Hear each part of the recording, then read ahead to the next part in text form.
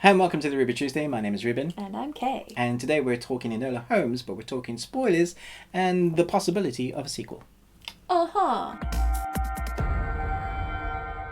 So, if you have not seen the film, do not watch this review. It's not a review.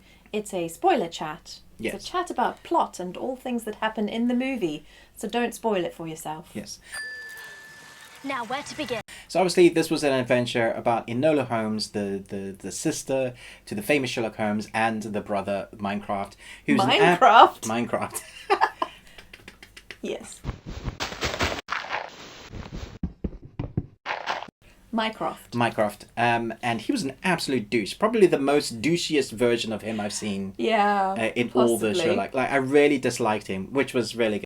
In our review, we talked about there were moments in this film where you have to suspend disbelief. Yeah. And one of them, the main one that sticks out to me is the train. Yes. Is that what you were thinking about? Yes. So, do you want to talk about that? You're going on a train and then there's a bridge coming up and someone's trying to kill you. So you've got to climb outside the carriage while the train is moving and then you have to jump off. And it is down this very steep embankment. But if you mistime it, then you're going to go off the edge of the cliff and into this very, very deep ravine where the river is at the bottom. And it's just... They should have died. Yeah. I mean, at least broken something. Yeah, definitely. I mean, I know that people have jumped off moving trains and been fine. But the kid had no training. No. Like she might have been taught by her mother who had taught her all sorts of fighting techniques. Yeah. And yeah. I doubt jumping off a train was part of that, but... You never know. Suspend your she disbelief. She definitely was a lot tougher. Yeah. So anyway, there were scenes like that. There was another one with the warehouse explosions with grenades and stuff, and when it all exploded... Grenades? Yeah, I think they were grenades. Their versions of their explosions. She said, did you find the explosives? Yeah, I thought they were little bombs. Bombs, yeah. Then my mind says grenades, but yeah, they're probably bombs. There were definitely gunpowder, and that whole place blew up, and I thought it blew up really quickly. So they were like doing this little bit of fireworks, and I was like, oh, okay, and then it went, and... Which I think it would, if you have vats of gunpowder lying around. Yeah, fine, but none of them got hurt. They were just like, bad guys don't look explosions sort of thing. Well, he was still in the building, so I'm not entirely sure how he survived. Yes, there is that too. There is that. I would kind of like to talk about the relationship between Sherlock and Enola. Okay. Because I thought that was actually quite interesting. And possibly I understand where the concern was from the Arthur Conan Doyle Society, that the portrayal of Sherlock Holmes was too emotional and too attached to Enola. Even though he had stayed away and not visited her and not seen her in many, many years. Ever, yeah. At least a decade. But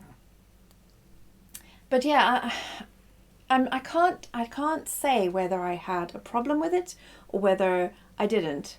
Because I guess it just is what it is. You know, that's how he was portrayed in this particular iteration of the Sherlock Holmes world. I understand that. I wanted him to be either in or out, and it wasn't wishy-washy. Yeah, I wasn't sure whether he was like cold and analytical and, you know, like he is often portrayed with no real attachments other than to Watson, which he very reluctantly makes that attachment and only realises several years later that he actually genuinely cares about the guy.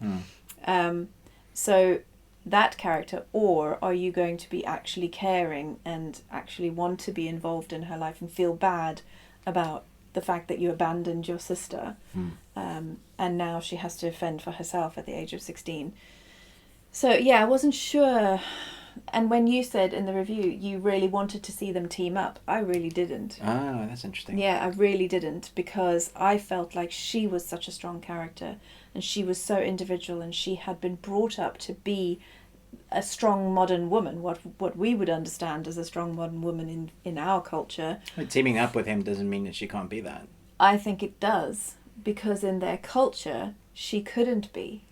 She couldn't be that. I see, that's the reason why I wanted them to team up, because I thought he was more forward-thinking and he would give her the space. That's why he took her on instead of his brother, because he didn't want his brother to be the... He did eventually, yeah. Yeah, so then he was like, I see great potential in her. Maybe I can take her under my wing and show her what she doesn't yet know. Although she does seem to know a lot, even without his help. So I don't know what would have happened, if there is a sequel and they decide that that's where it's going to go, because now she is his ward, so he has direct influence over her life. What does that actually look like? What does that relationship look like? Yeah. I think they could make it work. Okay. You like the emotional Sherlock? Yeah, I do. Yeah. Yeah. I like the change. It's nice to see him grow as a character. I've had him stern for so many years. Give him a bit more humanity, please. Yeah, I mean, I watched Elementary, the TV series, and I loved the character progression through that, as he works through his own sort of personal demons and his the nature of who he is and how his brain works, and actually discovers that he has attachments and he actually cares about people.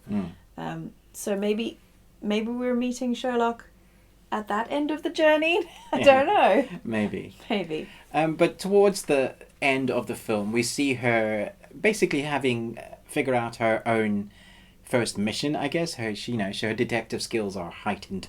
She's done well. She's beaten her brother to that. I thought that was a really great moment, and how he was proud of her, smiling. I thought that was great. Yeah. It's like, how did she beat you here? That was great. Yeah. But at the end, there's this little interaction with her mother, and you kind of know that she's going to go her own way. But she talks about being a detective. That's who she is. She breaks the fourth wall again. Yeah. And it seems like they're hinting at, well, she's going to go on to be a detective. And I know there's more than one book. I think there might be 10. So they have lots of information, stories to draw from. Yeah. But where would it go from here? Like, will she marry? Because I don't think she will. I think she likes him. Yeah. But I think she likes her independence as well.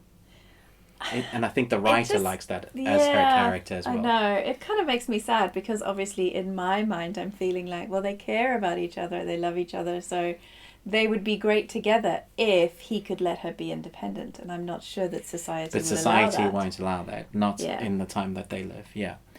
I think she will go on to be a Sherlock, but her own version.